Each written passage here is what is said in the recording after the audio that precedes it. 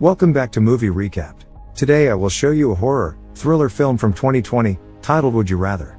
Spoilers ahead. Watch out and take care. Iris is in a restaurant, interviewing for a waitressing position, for which she doesn't have any experience. The interviewer asks her why she moved back home and she tells him that there was an accident with her parents so she needs to take care of her brother. He can't promise her a job, but she seems hopeful. The next day, her brother is making breakfast and she's calculating something on the table. Iris asks him if he'll be okay alone for a while, because she needs to go to the clinic and see his doctor. He might be able to help them cut the cost for his treatment. Later, she goes over to the clinic and helps a woman in a wheelchair with the door.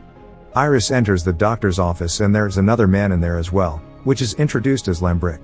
She sits down and he tells her that he can help with her situation. Dr. Barden gives her some more context about Lambrick, that he has founded clinics all over the world. Lambrick explains that him and his family want to help people like her and her brother. She asks what she needs to do for his help and he tells her that she needs to come to a dinner party at his house and participate in a game. If she wins, she'll get everything she needs. Iris isn't sure about the proposition, but the doctor assures her that it's a real deal. He was in a similar position to her and Lambrick helped him. Iris needs time to think it over, because what her brother needs most is a bone marrow transplant. He tells her to take by tonight to decide, but before she leaves he also says that he can find her brother a donor. That night, Iris and her brother are having dinner, when she gets a call by the job recruiter telling her that she didn't get the job.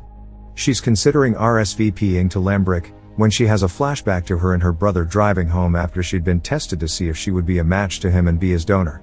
She feels guilty for not being one, but her brother doesn't see it that way. Iris finds Lambrick's business card and calls.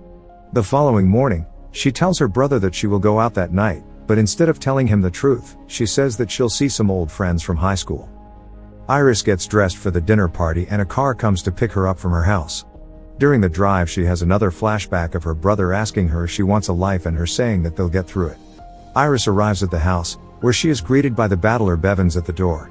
He shows her to the rest of the guests and when she enters he formally introduces her as the 8th guest. Two men come over to her and they start talking. Cal tells her that he's from Seattle and Lucas is from Iowa. They offer her a drink and tell her about the other guests. Peter is a high-stakes gambler from Vegas. The lady in the wheelchair is Linda. Iris recognizes her and waves. Travis is an Iraq vet and the girl is Amy. The older gentleman is Conway, who has conspiracy theories about the Lambricks. Iris gets her drink at last. Meanwhile, Dr. Barden is having a drink and is thinking about Iris and Lambrick. In a flashback, he's talking to him in his office after Iris left. The doctor thinks she's not right for his game, considering she has a sick brother. But, Lambrick thinks she's perfect and hands the doctor an envelope thanking him for his assistance over the years. Lambrick and his son Julian are getting ready for the dinner party and converse about the rules of the game. Lambrick cares much about the integrity of the game, but his son doesn't seem too excited. Bevins will take care of anyone who gets eliminated from the game. Julian mustn't either interfere or get too close to their guests, he may simply observe and interact with them. Before they leave he tells him he's underdressed. Bevins opens the door to the salon and asks the guests to leave all of their possessions there, like their phones. Conway protests, but Bevins informs him simply that those are the rules. Everyone does it, then the battler escorts them to the dining room. The group enters and everyone takes their pre-assigned seat at the table. The Lambrick father and son join them and welcome them. Bevins and his team bring in the first meal. Iris had neglected to mention that she's been a vegetarian for most of her life. Linda asks her about it, but Lambrick interrupts by presenting the first opportunity to make some money. He offers Iris $5, then $10,000 to eat the steak in front of her. She starts doing it, with reluctance and disgust, while Lambrick laments about the power of money to undo all that is important to oneself. Immediately, Lambrick sees another opportunity to torture his guests, when he notices that Conway refuses the wine and tells him that he doesn't drink. The man says that he's been sober for 16 years. Lambrick belittles him but also tells him that he wants to help him. He offers $10,000 if he drinks the wine. Conway refuses, but he offers him $50 if he drinks a full bottle of scotch. The man is devastated as he begins drinking the scotch and Lambrick laughs at him, applauding him for his choice. The dinner is soon over, with Conway drunk at the foot of the table. The game is just about to begin, to the amazement of the guests. Lambrick tells them that the game officially begins now and that it is essentially a children's game, called Would You Rather? In each round the player will be given a choice between two things, usually horrible. He makes an easy example out of Travis, but assures the players that the real thing would be much harder to choose from. As the game goes on and players are eliminated, the last one to remain is the winner. Lucas asks how players are eliminated and Lambrick says that if they can't continue for whatever reason they will be eliminated. Iris then asks what if someone refuses the choice. That would also mean elimination. Bevins steps in and puts a clock on the table, as Lambrick explains that the dilemmas are timed to 15 seconds, if the player doesn't make a choice they get eliminated.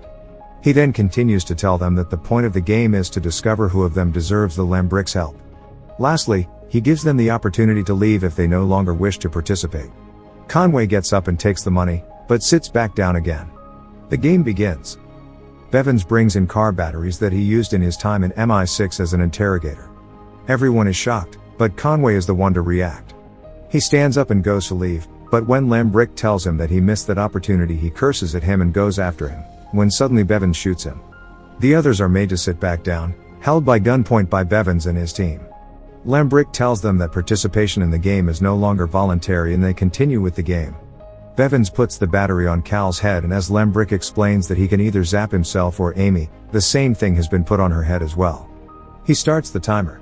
Cal zaps himself. Next, Bevins puts the contraption on Linda's head and Amy is to decide who gets zapped. Amy electrocutes the old lady before Lambrick can even finish the sentence. Linda faints for a moment, but Bevins wakes her up for her turn. She doesn't want to do it and Peter says neither can he. She shocks Peter. Meanwhile, Dr. Barton gets his gun from a drawer and leaves his house in his car. The game continues between Travis and Lucas. Travis has already been shocked so he shocks Lucas. Regaining his wits, he tells Iris that he can take one more and he won't shock her. She's afraid, but Bevins still puts the contraption on her. Lucas zaps himself and faints. Iris has to choose between herself and Cal. She electrocutes herself. The first round is over and the players are given a moment to compose themselves. Simultaneously, Barton's driving toward the Lambrick house. The players are left alone in the dining room and they start to plan the way in which they could escape. Julian walks in and starts messing with them. Travis gets angry and antagonizes him, but the son tells him that he made a big mistake. One of Bevins's men walks in and Julian instructs him to cover the walls and area around the table with plastic. Travis is still angry, but Lucas tries to calm him and the rest telling them that they want them to turn on each other. He thinks they should stick together. The rest don't think that will help. In the meantime, Dr. Barton gets to the estate, parks his car and jumps the fence. Lambrick comes back and starts the second round, telling them that they will all get 30 seconds to decide this time. He begins the game with Iris. He asks if she would rather stab Cal in the thigh with an ice pick or strike Travis 3 times with a whip. Travis tells her to choose him, because he can handle it. They both get ready. Lambrick tells Travis that it's going to hurt and Bevins shows her how to do it. The first hit doesn't count for being too weak. She strikes him harder, leaving 3 bloody marks on him. Then Lucas is given the same choice between Iris with the ice pick and whipping Travis again. The men understand each other that it should be Travis again, because stabbing someone in the thigh can be dangerous. Lucas strikes him and Julian seems to enjoy watching his pain. Lucas apologizes to him and Lambrick gives him his dilemma, to stab Lucas or be lashed 3 more times by Bevins. He can't do it and asks what he did wrong. Travis chooses the whip again. Lucas wants him to change his mind and stab him, but the Lambricks won't allow it, since it's against the rules. Bevins lashes him and destroys his back. Lucas tells Iris that he needs medical attention by this point. Meanwhile, Barton is getting closer to the house. He stops and hides when he sees a guard outside. Back at the table, it's Peter's turn and the choice is again between the ice pick and 3 more lashes for Travis. If he chooses the pick, it will have to be Linda. He doesn't want to stab a lady, but he doesn't want to hurt Travis any further. Peter says that Linda is paralyzed and won't feel a thing. He convinces her to let him do it and tells her to close her eyes. Lucas instructs him on how to do it. He stabs her and thinks he hit an artery. Lambrick moves on to Linda's decision and it's Travis again or the ice pick for Amy. Peter is attending to her wound, when suddenly she grabs the pick and stabs Amy, who slaps her in return. This delights Lambrick. Now that it's Amy's choice, he tells her to either whip Travis or choose any player she wants to stab. She looks at Linda and reminds the rest of the players that the game isn't about helping each other, but eliminating each other. Amy stands up and decides to stab Iris, asking if she could stab her anywhere. Lambrick half answers her, when she already stabs Iris in the waist. Lucas tries to help Iris, when Travis collapses. Simultaneously, Barton sneaks up to a different part of the house and gets into the basement. He gets his gun ready. In the dining room, Bevins checks on Travis, but he's still breathing. Peter gets their attention, because Linda is unconscious. Bevins checks on her too, proclaiming that she's dead and wheels her away. The choice is now Cal's. Finish Travis or stab Lucas. Cal thinks that maybe Amy is right and he has to eliminate someone. He decides to lash Travis. Travis is half dead at this point. When Cal sits down, he tells Iris that it had to be done. She disagrees. Lembrick proclaims the second round over. He goes over to Bevins and asks him about Travis. Bevins tells him that he's still alive, but he can't continue playing. Lembrick chooses to move him out and informs the rest. He whispers something to Julian and consults quietly with Bevins. Simultaneously, Lucas asks Iris if she could run and suddenly jumps up, as Cal uses the whip to hit one of the guards. They all stand up and begin fighting with the guards, pushing Julian on the ground. He hides under the table. Amy stands aside. Lucas fights with Bevins and one of the guards grabs Iris. She stabs him with a pick and Cal lashes him. Then Cal goes over to Lembrick to whip him, but he shoots him and threatens everyone to come back to the table, including Julian. The remaining players take their seats, but Julian notices Iris is missing. Lembrick sends him and Bevins to find her. Iris escapes, but is still in the house dodging Bevins. He goes up to the second floor. In the meantime, Julian finds her and grabs her. He beats her up and wants to rape her. Both Bevins upstairs and Barton in the basement hear her screams. She stabs Julian with the pick and punches him off, when Barton appears in the basement. He tells her that he'll get her out of there, when he suddenly gets shot. Bevins has killed him. Julian tells him to shoot her too, but the battler tells him that his father will be very disappointed in him. He will take Iris back to the game, while Julian will be taken upstairs and left there. Iris comes with him peacefully. Lembrick rejoices when he sees her and asks about Julian.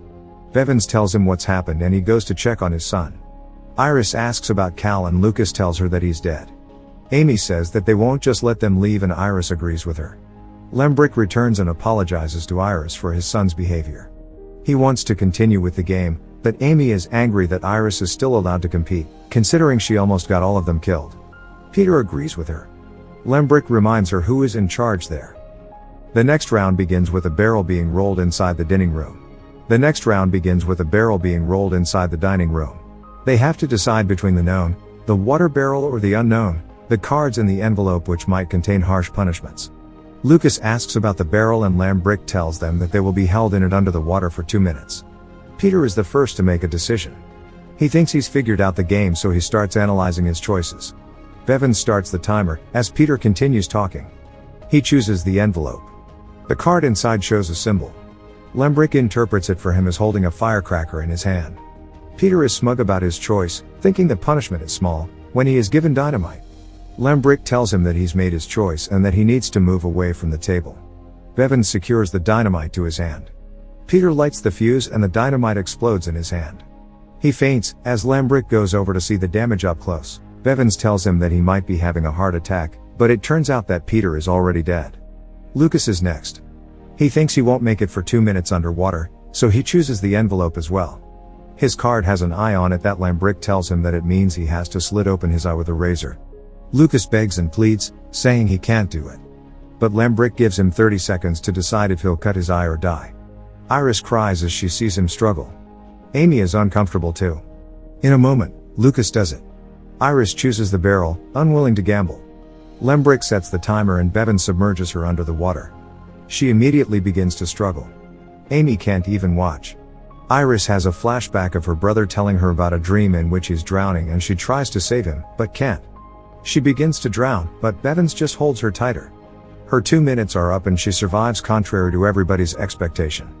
Lucas asks what was in her card. Lembrick tells Lucas to check, and when he shows him the card with a tooth, he says it was a close call.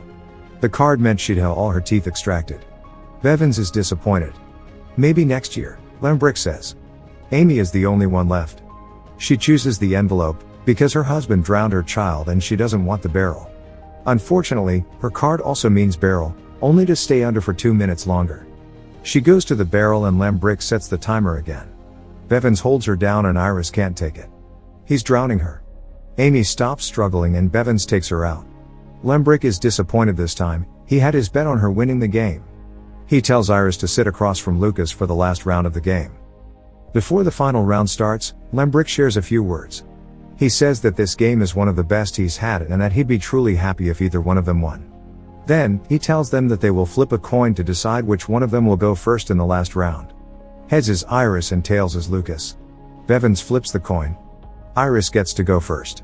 The final would you rather that Lambrick gives her is between ending the game with the two of them leaving empty-handed or eliminating Lucas and getting everything.